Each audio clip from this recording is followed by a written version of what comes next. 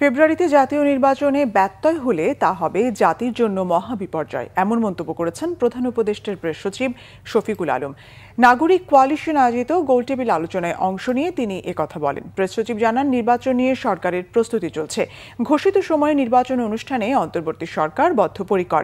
দেশে যে কোনো সহিংসতা প্রতিরোধে রাজনৈতিক দলগুলোকে একসাথে কাজ করারও আহ্বান জানান শফিকুল আলম।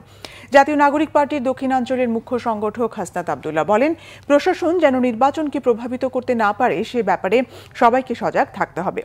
সফল নির্বাচন আয়োজনে সরকার, রাজনৈতিক দল ও নাগরিক সমাজের করণীয় কি, এমন প্রশ্নে নিজেদের মতামত ও পরামর্শ তুলে ধরেন গোলটেবিল আলোচনায় অংশ নেওয়া বক্তারা।